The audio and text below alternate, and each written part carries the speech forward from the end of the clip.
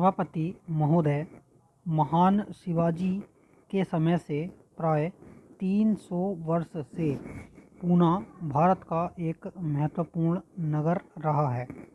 वह राजनीतिक राजधानी है, विचारों का और विद्वत्ता का उद्गम स्थल है और उसने आज के भारत का सशक्त ढंग से निर्माण किया है।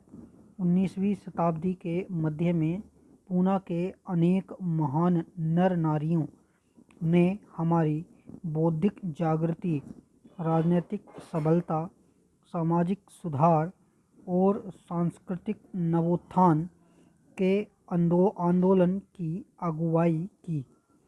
यह विश्वविद्यालय अपेक्षाकृत नव स्थापित है, लेकिन इसके पीछे महान विद्वानों और विख्यात संस्थाओं द्वारा छोड़ी गई समृद्ध विरासत है।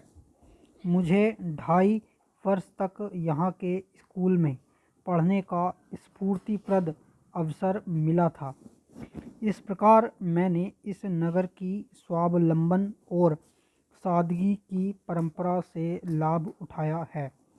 पूना की एक पुरानी छात्रा होने के नाते मुझे गर्व है कि आप आज प्रातः मुझको डी लिट की डिग्री से सम्मानित कर रहे हैं।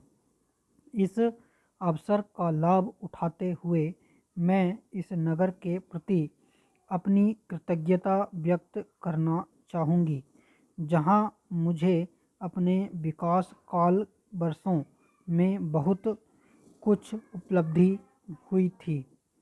मैं देख रही हूँ कि कुछ युवा इस बात से नाराज़ हैं कि विश्वविद्यालय प्रधानमंत्री को सम्मानित कर रहा है। मैं उनसे निवेदन करना चाहूँगी कि यह सोचना उचित नहीं है कि प्रधानमंत्री को विश्वविद्यालयों से संपर्क स्थापित करने की आवश्यकता नहीं होती।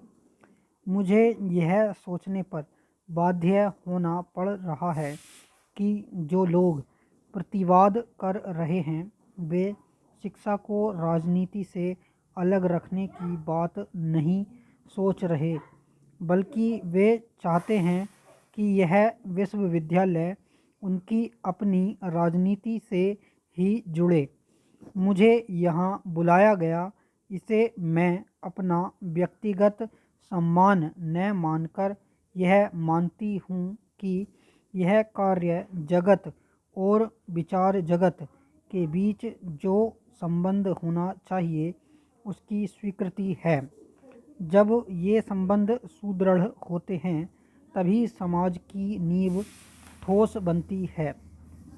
सुदृढ़ संबंध से मेरा तात्पर्य यह नहीं है कि विश्वविद्यालयों को शासकीय अधीनता में रहना चाहिए।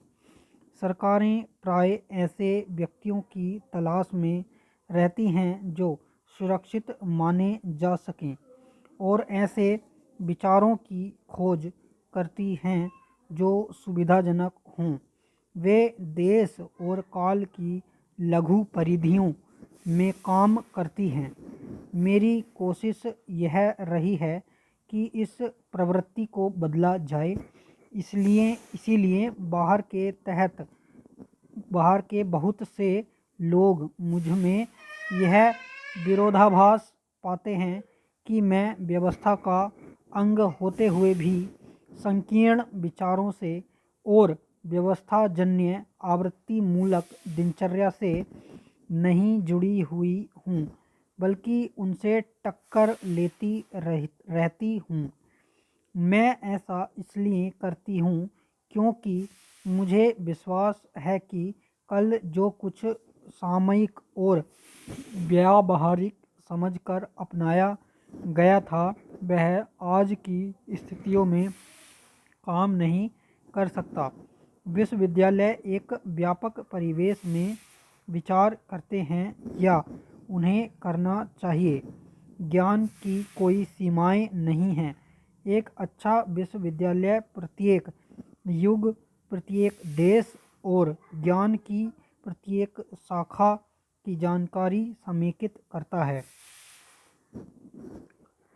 सभापति जी, यह कहा जाता है कि हमारे देश के संकट का एक कारण शिक्षा का राजनीतिकरण है। मुझे स्पष्ट नहीं है कि यह कारण है या परिणाम है। यह भी कहा जाता है कि सभी राजनीतिक दलों को आपस में यह मान लेना चाहिए कि वे विश्वविद्यालयों से दूर रहेंगे, लेकिन जब इन पार्टियों के उद्देश्य और काम करने के तरीके इतने ज़्यादा भिन्न हैं, तो क्या ऐसी कोई संभावना है कि वे इस मामले पर कोई समझौता कर सकेंगी?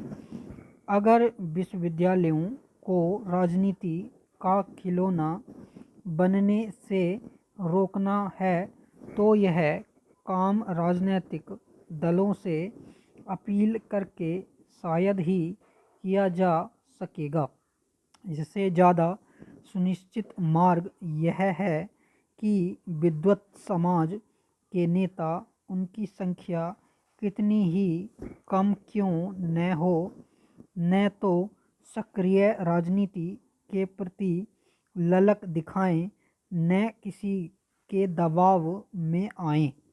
मैं वस्तुतः यह चाहती हूँ कि विश्वविद्यालय ज्ञान की ऐसी धाराओं के उद्गम स्थल बन जाएं जो हमारे आज को अपने आप को साफ सुथरा रखने के सहायक बने।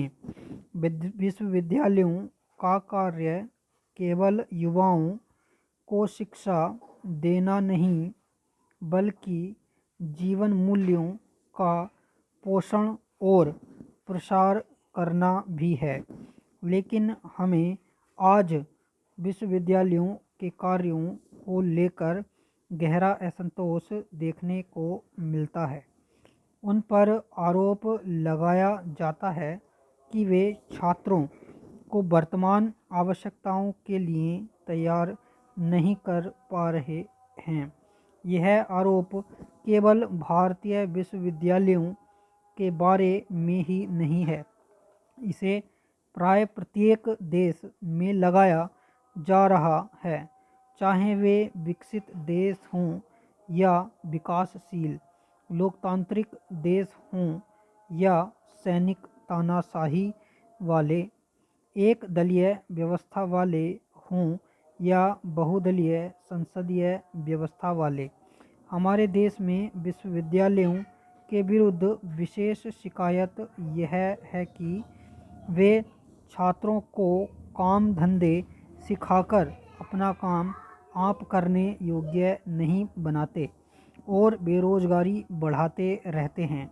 मैं प्राय विद्यार्थियों से मिलती रहती हूँ और उनकी आशंकाओं के बारे में पता लगाती रहती हूँ। उनमें से अधिकांश अपने भविष्य की बात सोचकर बहुत चिंतित रहते हैं और मांग करते हैं कि पूरी शिक्षा प्रणाली काम धंधे सिखाने वाली प्रणाली बना दी जाए।